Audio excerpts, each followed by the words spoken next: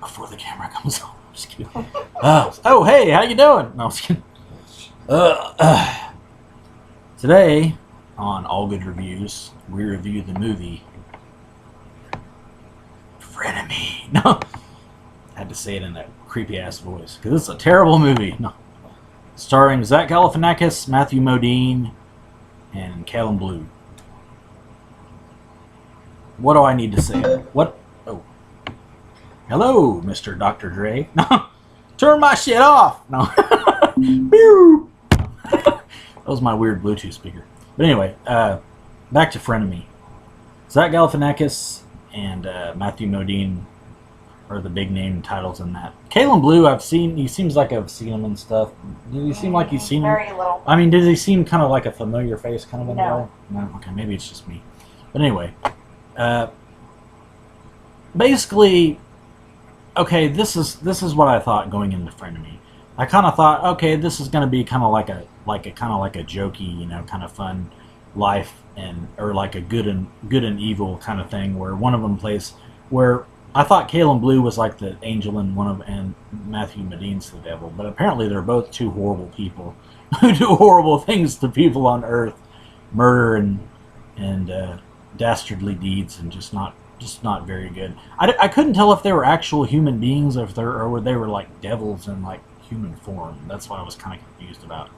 I was like, well, are they like assuming the human form to do bad things because they want to get away with it on Earth, and they're just trying to prove that evil is the only part that's in the world? Or I don't know. I didn't quite get it.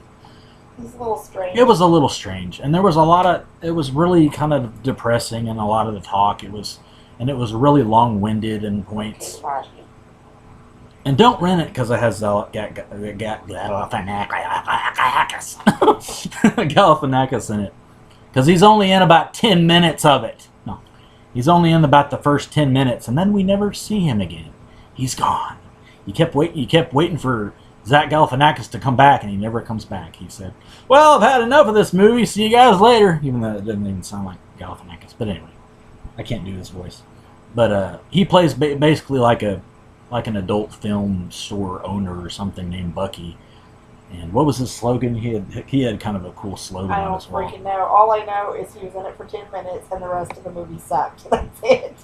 Well, it was like, "Don't fuck around," or something like that. It was like, "Did you see the poster or the thing on my wall? Don't fuck around. I like people that get to the point," or something like that. Like he was talking to Matthew Modine, and for some reason I thought Matthew Modine was going to kill him in that scene because they were making it really kind of dark and ominous. Like the movie is dark and ominous. No. But it didn't have much of a point. Me and Rachel even didn't you get on your phone at one point and was just like, "I'm done with this movie and checking out, seeing what's going on Facebook," or she was just kind of started looking at her phone. And I was like, yeah, this movie isn't very good. And it's one of those ones that you get less and less involved in because there's so little going on in it. I think it tried to be kind of like a morality tale, but it just ended up on a flat note. They didn't really know what the hell they were going for in this movie. I don't know whether they thought it was a morality tale, considering the two people that were supposed to be like angel and a devil Or wasn't douchebags. really like, they sucked and they were terrible, Yeah. and they were mean. Like, They were mean. I agree. They were like mean characters. Don't be like us two. Like, Yeah. that's, I mean, Maybe that was the point. that- That they were telling you not to be like them or something. But they were like, they talked, this is the thing. They talked like they were normal, like regular human beings. Like they talked in a regular manner. But then they like one of the scenes, they were like talking in one of the scenes, and then the camera pans down and they killed somebody in the hotel or something. Yeah. They're like, "Yeah, I know what you mean. So evil's, pretty much the way to go." And they're just talking about just life and death and stuff. And then I'm like, okay, well that's a little creepy. Like you pan down and discovered like, the dark comedy of it all. I don't know. But Yeah. the rest of it was just like, yeah, a lot of it was just not. And there's one point where they like, where is Zach? Spoiler alert! If you haven't seen this movie, or if you haven't, well, if you're watching this review, you probably don't watch it. You can tell where I'm going with this. Recommend or don't recommend. But one of the scenes, didn't they take one of like the talk show host like hostage or something? They were Matthew Modine basically at one point holds this kind of immoral talk show host at gunpoint, and it's like, well, what are you gonna do? Like the cop shows up and he was like, well, I know you were behind it all along or whatever.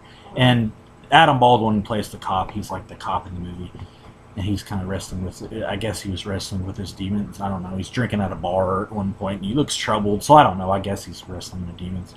He was like investigating some crime with the girl. I can't remember why she was like involved.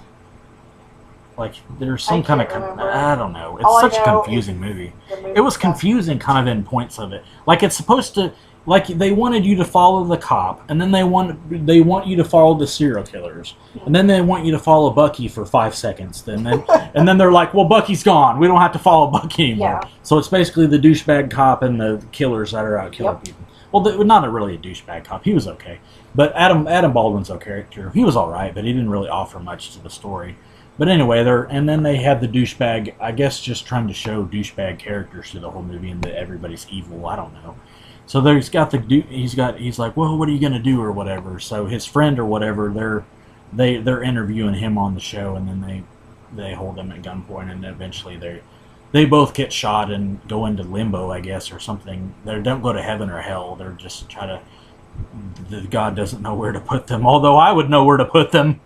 After all that shit, no, if you believe, like, the whole, in between, they went to purgatory. Well, for some reason, Matthew Modine kept calling Kalen Blue Sweet Steven or something weird, too, though. He's like, oh, Sweet Steven. And he kept talking in an accent, and he was like, you don't even talk in an accent. I'm like, well, if you don't know this, why does he keep doing it if he knows he doesn't talk in it? It's kind of annoying. It seems like he would have stopped talking at it at a certain point in the movie. I'm like, well, if he doesn't talk in an accent, and he doesn't talk in an accent, is he just doing it to be a dick, or why does he keep doing it? I was like, well, yeah, I don't know. I didn't quite get a lot of the stuff they were going for in the movie. I didn't quite get it. And at the end of it, you just kind of felt not relieved that... Cheated? You felt more cheated. Yeah, you felt more kind of cheated by the end of it more than anything else. That you wasted an hour and a half on this piece of crap. No. Yeah. More than anything else, it was just, I don't know, it's just a headache. It ruined the movie flow for the night. It did ruin the movie flow. And by the end of it, we're like, well, we got to watch something good immediately. No. All right. You can tell where this is going. You can tell where this review is going. Watch again, one-time watch, multiple watches, or my new phrase, rough sledding. No. This was rough sledding, as I like to say. I haven't used this. I've used this term in kind of like on movies. If you pick it up off the shelf, turn away and run. Yeah, for real. Get ready for a shitty night of movie watching. No. It should explode in your hand if you pick it up, because that's how sucky it is. It will explode in your hand. Everyone wants to see Rachel. It's just a voice in the background. It'll all come on eventually. It's like David Hyde Pierce. Whenever Matt decides to, Matt's voices he keeps hearing. Do reviews, not right at the end of the day. Whenever I know. We've been running around. Trash. We've been running around a lot. So we're all sweaty and kind of wore down a little bit. Yeah, we are a little bit. We're a little gross, but it's all right. We deserve to be gross. We got a lot done though. We got all our errands done and stuff, which was cool. And we got some stuff that we needed. I got a cord for my thing, and I got a pop and some movies. No, I got what I wanted. And Rachel, I think you got what you wanted. Yes. Didn't you? You got your cord for your thing. Yep, my phone. This phone is. And I finally got a copy of Empire Records. Yeah, and she got Empire Records. And I got Election. I had to rebuy Election.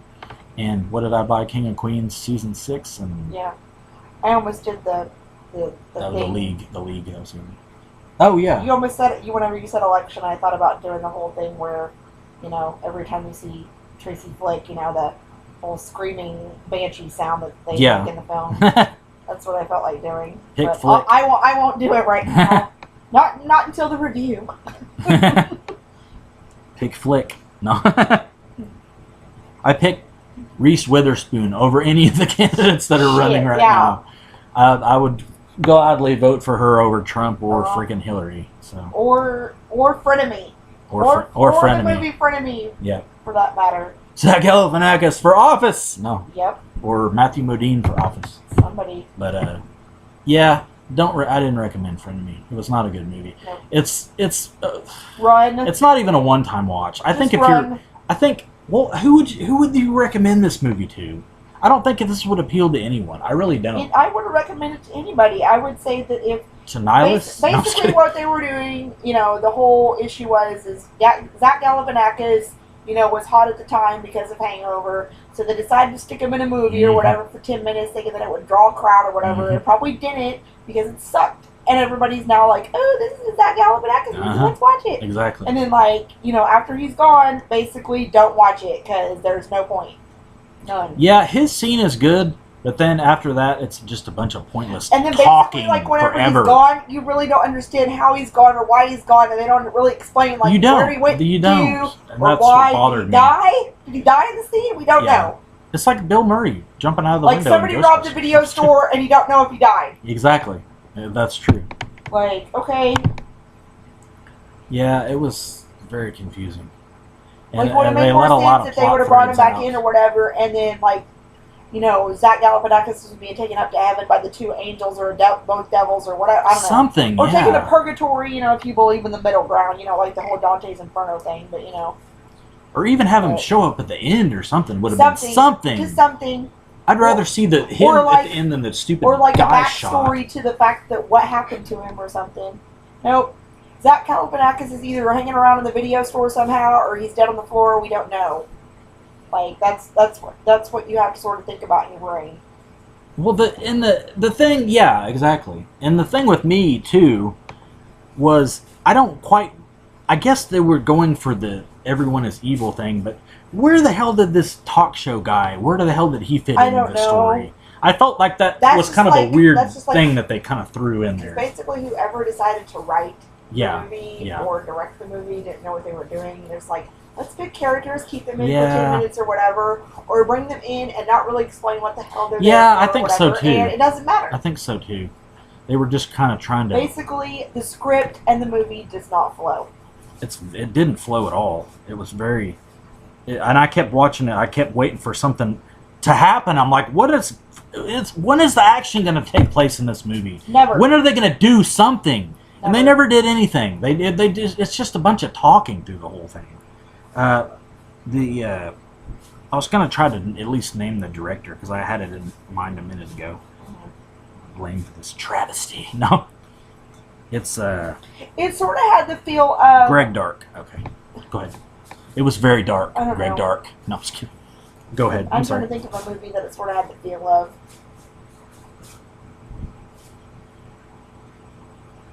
I don't know. Crickets. Yeah, that's it. Crickets. That's basically what you feel like whenever you're watching it. It's just crickets, crickets, crickets. Crickets, yeah. Pretty much. You hear the sound of crickets, and that's it. Well, this sums up the movie perfectly, and this is the review on Rotten Tomatoes. It says, Mr. Jack, Matthew Modine, and Sweet Stephen Caleb Blue are two men who spend their days wandering the streets of Los Angeles chatting. I'm like, yeah, that's pretty much what they did for the whole movie. And it says Jack and Stephen enjoy talking about the big questions of life. Love, hate, more hate than love, violence and mortality, but their conversations are not quite what they appear to be on the surface.